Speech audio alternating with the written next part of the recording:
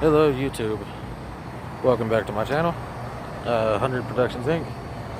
Today I'm bringing you another car that we have added to the list. Yes, it is another Ford, but that's okay. The newer ones are actually starting to grow on me a little bit. It's got the factory lights with the fog lights down low. This one, I'm not 100% sure as far as the color goes. The VIN of the car, the code that I looked up, said that it was Kona Blue. But I'm not 100% sure if that's accurate or not, because it looks very similar to the Flame Blue, I believe is what it's called. And this one's got the dual pinstripes down both sides. It's got the 17-inch alloy wheels.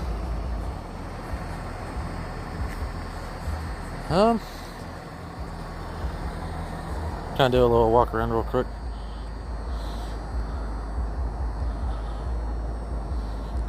This one does have the 3-liter with flex fuel, front wheel drive, 240 horsepower, 225 foot-pounds of torque, which actually isn't terrible for a 3-liter V6. So let's go ahead and take a look on the inside here.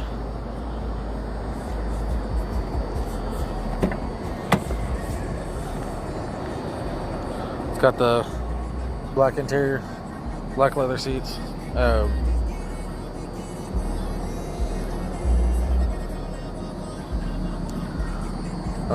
interior right now, I just got it here less than a week ago, so still cleaning it up, but figured, let you guys see how it goes. One thing I like about this one over the Taurus is where the trunk button's at. I think it's in a lot smarter location on the Fusion than it is on the Taurus. Pop that open. I don't know if you can really tell from right here, but the trunk in here is massive as well.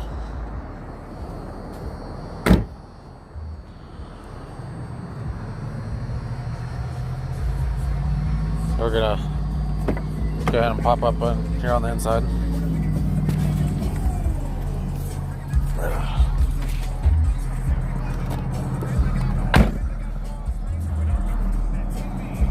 It's got a decent sound system too.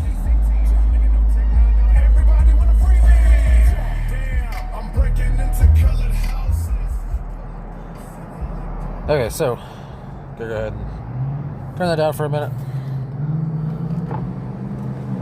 Go ahead and roll the windows up real quick. Now I do like that it does have auto up and auto down, passenger and driver.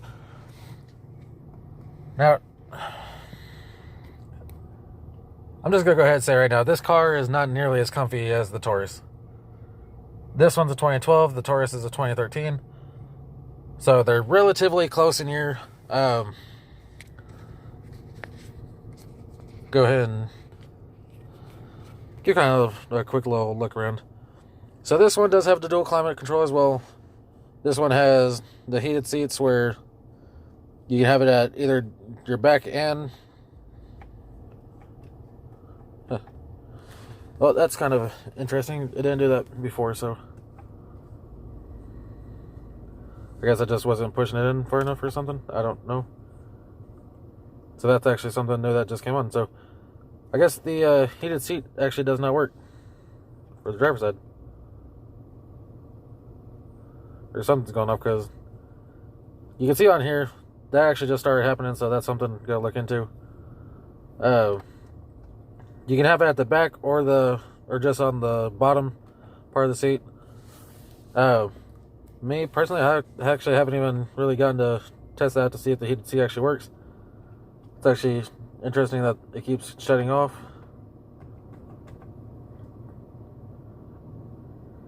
Even the bottom shuts off. So, okay, so that's something new that I'm gonna have to look into. This one specifically has 162,915 miles. I've been sitting here for a minute now, so it says the average mileage per gallon is 8.9. But normal driving around city, that usually bumps up between 21 and 23, sometimes 24 miles per gallon average.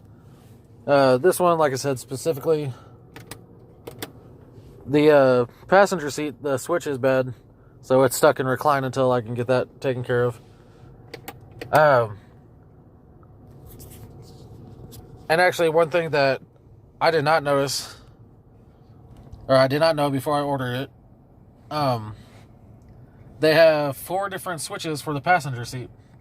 There's a 4-way switch, 6-way switch, 8-way switch, and a 10-way switch for the seats.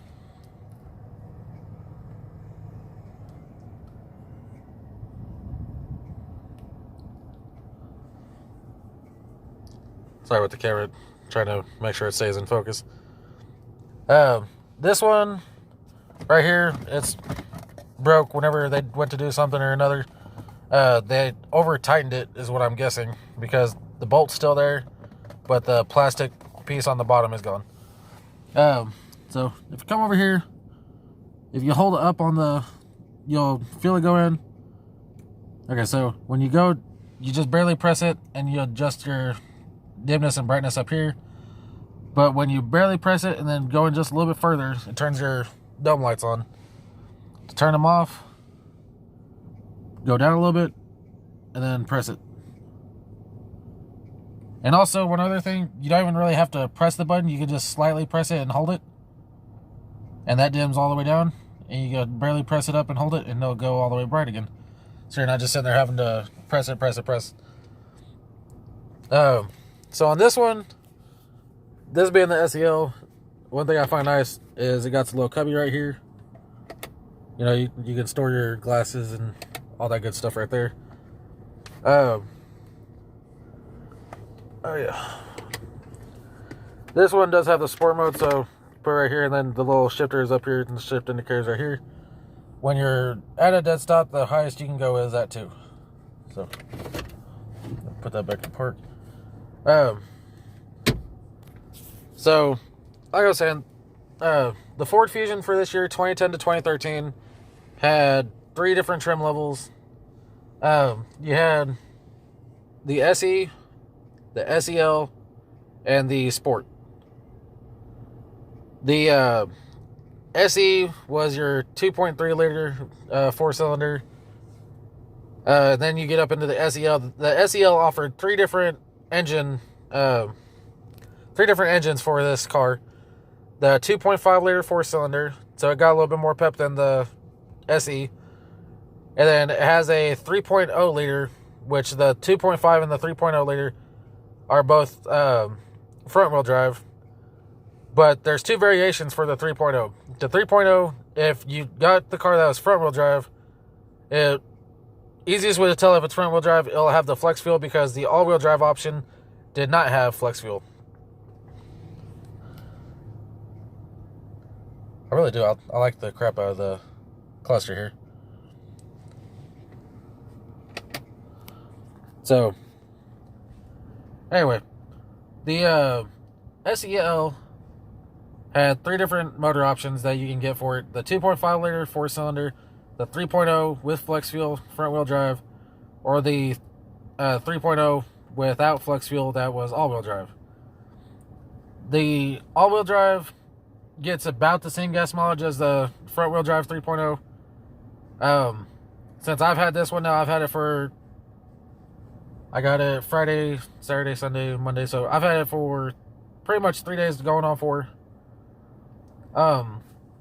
And I've seen, just driving around town, just normal driving, everyday traffic driving, anywhere from 22 to a little bit over 24 miles a gallon average. And I haven't really gotten to take it out on the highway to see what it does on the highway or anything like that yet. So that'll be interesting to see what kind of gas mileage it gets on the highway. It is rated to get 33 miles a gallon highway. Now that'll be kind of curious to see. I'm kind of curious if it's actually going to get that or not. So whenever I got the car Friday night, went ahead and put gas in it. There was about a half a tank of gas whenever I got it. I only put like $10 in it, bumped it up to 3/4 of a tank. So from Friday night till now, it's about 6:30, almost 7 o'clock here where I'm at right now on Monday. And so within roughly 4 days, you might be able to push 6 days out of a full tank of gas. Maybe, or I'm going to say, I say full tank of gas. I'm going to say you could probably get anywhere from 8 to 10 days on a full tank of gas if you're driving conservatively. Sorry about that. I know some people have a lead foot, so you'll probably see less than that. But even if you got a lead foot, you could still probably see upwards towards 6 to 7 days, depending on how much you drive, where you drive. Most of my driving is done in city, so if you guys got a long commute to work or anything like that, you guys are probably going to be able to see a lot higher fuel economy than that. So, I mean, all in all, this car isn't a bad car other than, the couple of issues I've just addressed. The little bitty, the plastic in this car, I'm not going to lie, the plastic does feel pretty cheap compared to some of the newer cars that I've looked at and sat in. The plastic does feel cheap. The steering wheel feels pretty cheaply made. I mean, even the Taurus that's only a year newer feels a lot newer for just being a year newer. So this one does not have the premium sound system either, but even just not having the premium sound system, it does have a decent sound system in it. You got your 2 tweeters up in the door by the A-pillar. You got the 2 in the door. You got 2 more in the rear doors, and then you got 2 speakers in the back rear deck of the car. So, I mean, overall, the price that I've paid for this car was $2,500 as is, with needing not including the price of, gonna have to replace the power steering rack and pinion. If I take it to Ford, it's gonna be $1,700 for Ford to do it. Depending on where you are, it could be plus or minus that. Just where I am anyway, that's what it was quoted, was $1,700. I went to AutoZone, got a quote from them. I'd be looking about $1,200 to $1,300 if I ordered the rack and pinion through them. Just because on a pinch for money, or I say on a pinch for money, just because not wanting to spend that much money on a rack and pinion to have someone else pretty much install it. What I'm going to do is, Rock Auto actually has a remanufactured Ford Motor Company rack and pinion for right about $250, $300. And then, of course, you got the core, which is another $300. So, if you get it from Rock Auto, you're going to spend the price that you would without the core charge or anything that you would if you just went and bought it from AutoZone, pretty much. For the same exact thing. So, that would be pretty interesting, because I haven't ever replaced a rack and pinion in any car that I've owned. Never had to worry about it. So I'm kind of curious. This one, he said that was up from Massachusetts, Maryland, something like that. But whoever did the Carfax on it and looked up the VIN, trying to find out a little bit more about it. This car has mainly been around my area. We don't get a lot of snow and everything like that, so I'm hoping underneath everything looks good. Because a lot of the cars that are up north and everything like that, they get a lot of snow and everything like that. So whenever they go prep the roads and everything like that, they get a lot of the salt. And that salt just gets up on the metal and everything like that, and just gets sprayed up all underneath and eats away at the metal, causing a lot of rust and stuff that everybody enjoys messing with on a regular daily basis. If not addressed properly or soon enough, you could be looking at replacing, a lot of suspension components, your subframe. I mean, just a lot of different stuff could get eaten and taken, or getting messed up. So anyway, for $2,500, this isn't a bad deal for this car with the mileage that it has on it.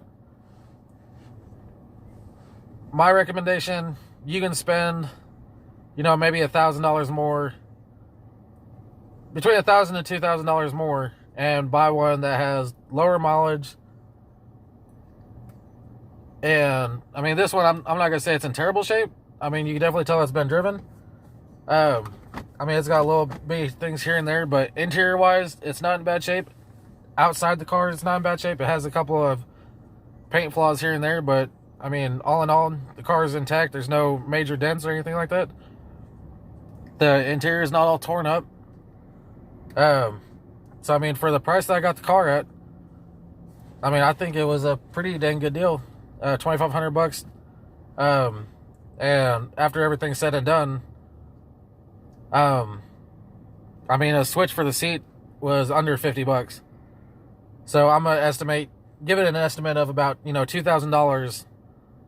With that's including my labor, not taking it somewhere else. That's including my labor and fixing the car for around $2,000 or under. And this car will be like brand new again. So I mean, that's actually kind of nice to know. Gonna go ahead and turn the. So it's kind of nice. This was on for a little bit. This light will stay on until, the seat can tell there's nobody in it no more for a good minute. I mean, all in all, it's not a bad car. I'll try to get another video, do a quick little walk around again tomorrow, so that way you guys can see the blue. I don't know how you guys were really able to see it in the video, but I mean, this car is actually pretty nice for what paid for it. Of course, you got little things like this vent right here is all busted in, so have to pop that off and fix that. Because I was looking at it, and it looks like all this has actually just been pushed back a little bit, like it came undone or something. So that could be an easy fix. I don't know how well you guys saw that. I mean, that's pretty bright. Down there you can kind of see it a little bit more. I mean, it's really not in bad shape. So on the next video, get a little bit of a kind of a ride along with how the car acts and everything like that, because it's a little bit difficult to do this with one hand. So anyway, that's where I'm gonna go ahead and end the video. Thank you guys for watching. If you're new, I'll say it one more time. If you're new, please hit that like and subscribe button. Leave a comment down if you like the video. If you have any questions or anything like that, leave a comment down below. And you guys have a good day. Stay safe. Keep your head up high if you're having a bad day. Things can always change tomorrow, go for worse to better. So just keep your head up high, guys. Have a good night.